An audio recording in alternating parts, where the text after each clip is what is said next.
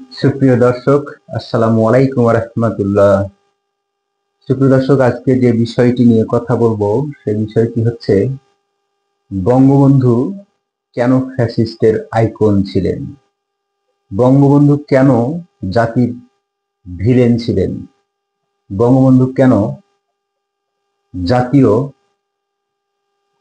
বেঈমান ছিলেন, কেন বঙ্গবন্ধু বাংলাদেশের স্বাধীনতার উনি এত বড় ক্ষতি করে গেলেন।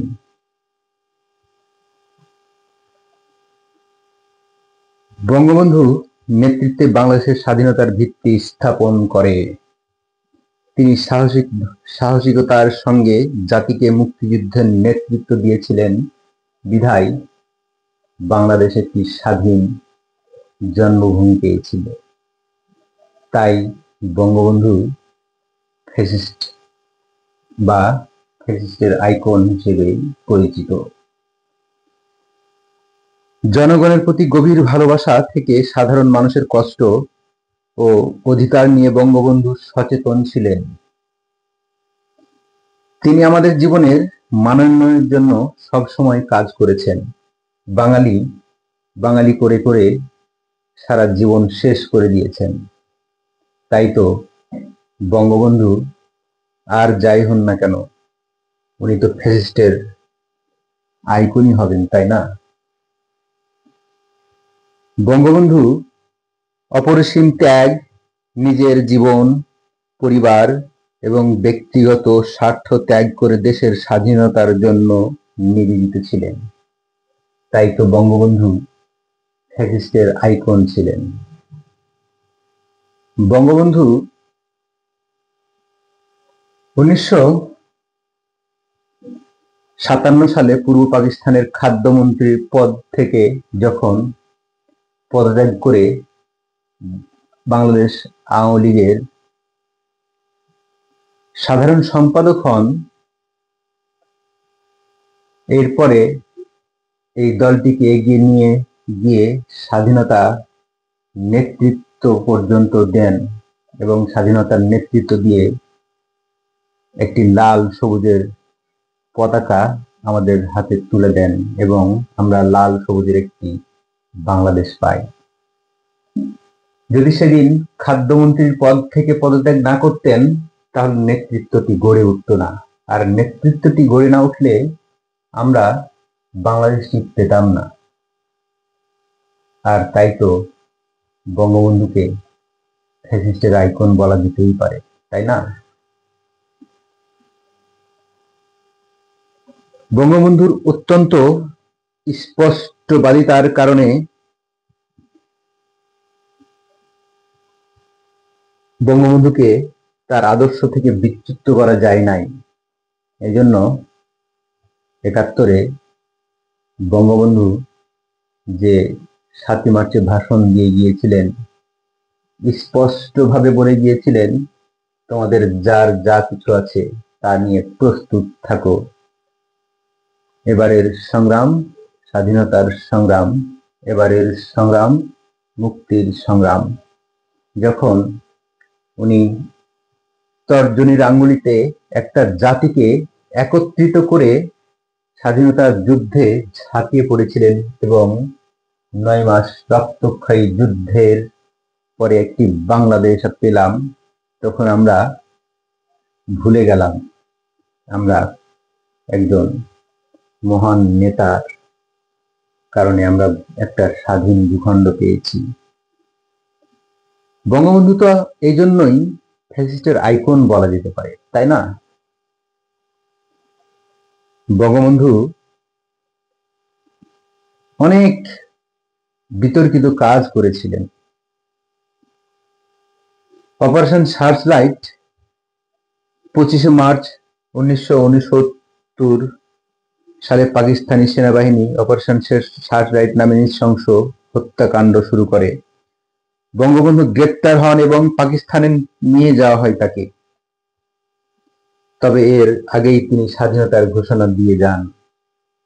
আপনারা তো সেই স্বাধীনতার ঘোষণা শুনবেন না, কারণ উনি যখন বলেছিলেন রেসকোর্স ময়দানে আর যদি একটি গুলিও ছুটে, হ্যাঁ, যখন আরেকটি গুলি পাকিস্তানি বাহিনী ছুড়েছে তখনই তো স্বাধীনতা হয়ে গেছে, স্বাধীনতার ঘোষণা হয়ে গিয়েছে।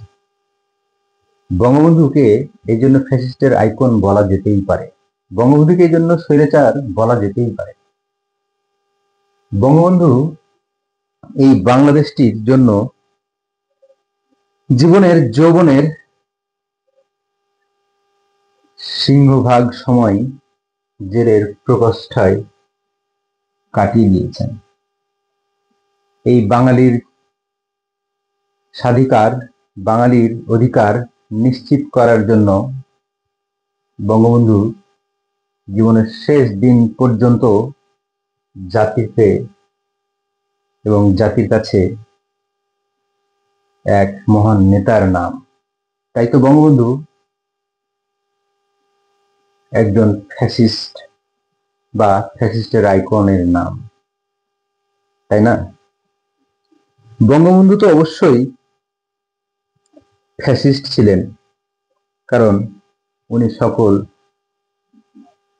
বিশ্ব নেতাদের মধ্যে অন্যতম এক গ্রেট লিডার ছিলেন। উনি এই গ্রেট লিডারশিপের কারণে যারা আলবদর, আলসাম, শাহিন ফোর্স গঠন করেছিলেন, এই গুটিবাজ, এই চালবাজ, এই রাজাকার বাহিনী যখন তার ঈর্ষণীয় সাফল্যে, ঈর্ষণীয় নেতৃত্ব গুণে বিশ্ব দরবারে যখন শেখ মুজিবুর রহমানের নাম আকাশে বাতাসে প্রকম্পিত হচ্ছিল, তখন আপনারা তো ঈর্ষা করবেন, আর ঈর্ষা করে তো বলবেন বঙ্গবন্ধু একটি ফ্যাসিস্টের নাম, বঙ্গবন্ধু ফ্যাসিস্টের আইকন।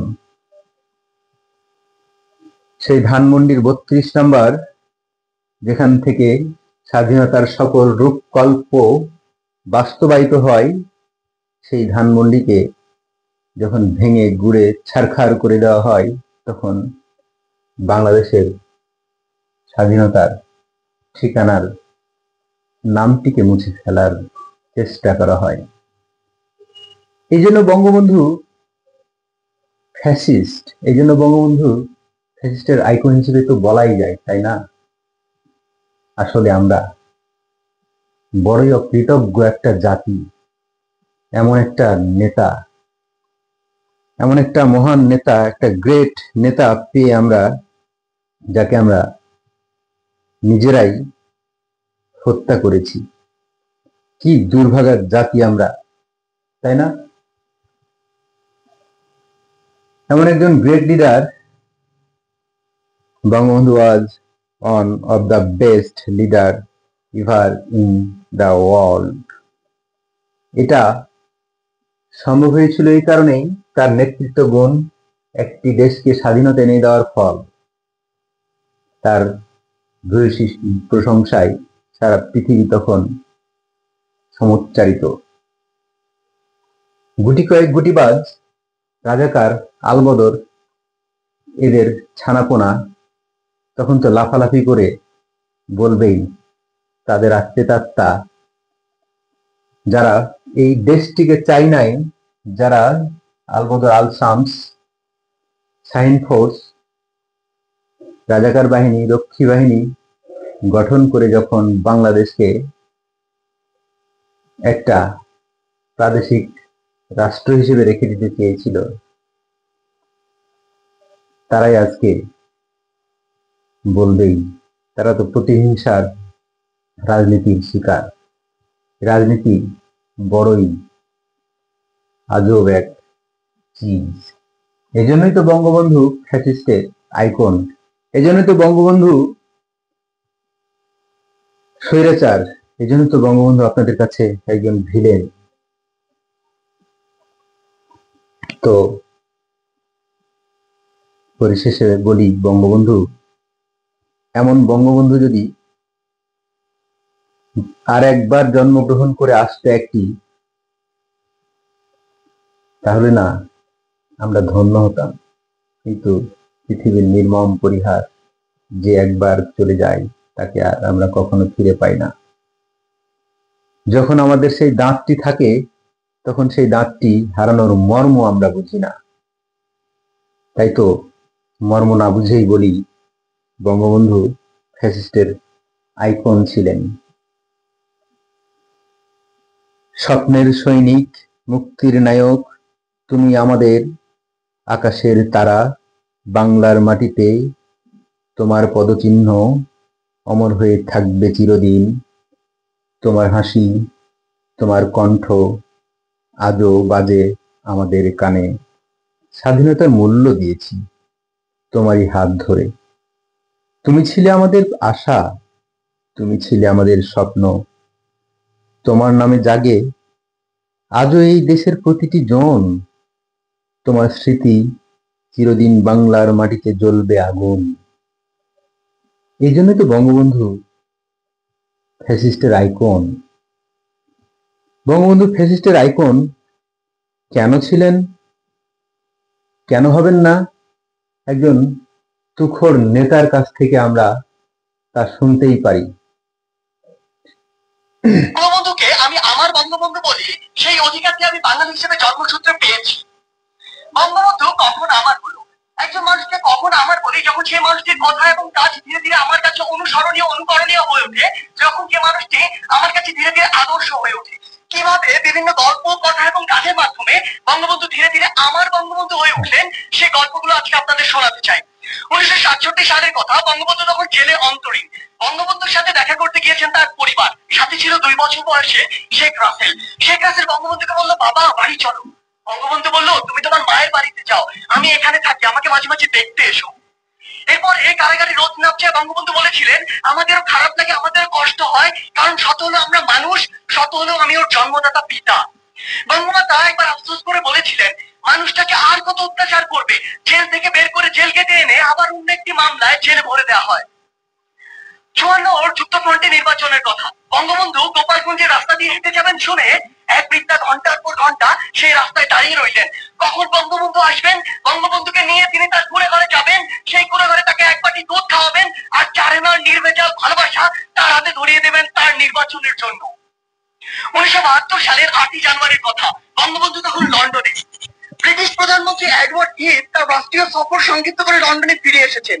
বিকেল 5টায় 10 নম্বর ডাউনিং স্ট্রিটে বঙ্গবন্ধুর সাথে বৈঠক শেষে বঙ্গবন্ধু যখন তার গাড়িতে উঠবেন, ব্রিটিশ প্রধানমন্ত্রী নিজে সে গাড়ির দরজা খুলে দিলেন। প্রথার বিরুদ্ধে তিনি কেন এই কাজ করলেন? সাংবাদিকদের প্রশ্নে তিনি উত্তরে বলেছিলেন, আমি জানি আমি কাকে সম্মান জানিয়েছি, আমি জানি কাকে কতটুকু সম্মান জানাতে হয়। তিনি কোন সাধারণ মানুষ নন, তিনি একটি জাতিকে মুক্তিদাতা, এক মহান বীর। তাকে সম্মান জানাতে পেরে বরং আমরা সম্মানিত। একবার ভাবুন তো, যে ব্রিটিশরা আমাদের 200 বছর শাসন ও শোষণ করেছে, সেই ব্রিটিশ প্রধানমন্ত্রী যখন আমার নেতাকে নিয়ে এই সৌজন্যতা দেখায়, এই কথা বলে, তখন আমার বুকটা কতটা প্রশস্ত হয়। আমার বঙ্গবন্ধু আমাকে শেখায় ন্যায্যতা, ধর্মনিরপেক্ষতা, আপোষহীনতা আর সাহসিকতা। তিনি বলেছিলেন, যদি কেউ ন্যায্য কথা বলে আর সংখ্যায় যদি সে একজন হয়, আমরা তার কথা মেনে নেব। আমার বঙ্গবন্ধু বলেছিলেন, এই বাংলাদেশ হবে ধর্মনিরপেক্ষ দেশ, যেখানে ধর্ম নিয়ে কোনো ব্যবসা করা চলবে না। আমার বঙ্গবন্ধু মুচলেখা দিয়ে নিজের ছাত্রত্ব ফিরিয়ে নেননি, অন্যায়ের সাথে আপোষ করেননি।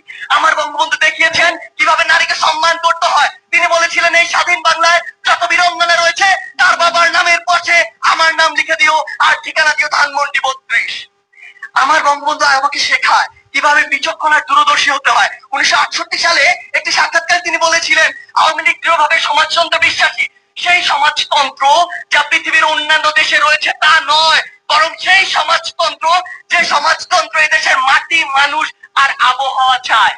আমার বঙ্গবন্ধু হচ্ছে সেই বঙ্গবন্ধু। এমন হাজারো অনুসরণীয় ও অনুকরণীয় না বলা কথা আর গল্পের মধ্য দিয়ে বঙ্গবন্ধু হয়ে উঠেছেন আমার বঙ্গবন্ধু। পরিশেষে ওপারে ওপারে অপার অপার স্বপ্নে আমার দিকে, আমাদের দিকে, বাংলাদেশের দিকে চেয়ে থাকা বঙ্গবন্ধুর উদ্দেশ্যে বলতে চাই, ওরা ভেবেছিল তোমাকে হত্যা করলেই হয়ে যাবে সব শেষ। ভাবেনি ওরা বঙ্গবন্ধু মানেই বাংলাদেশ। হ্যাঁ, আমার বঙ্গবন্ধু মানে বাংলাদেশ। ধন্যবাদ সবাইকে। বঙ্গবন্ধু এজন্যই ফ্যাসিস্টের আইকন ছিলেন। আপনারা বুঝেছেন? আপনারা ভালো থাকবেন।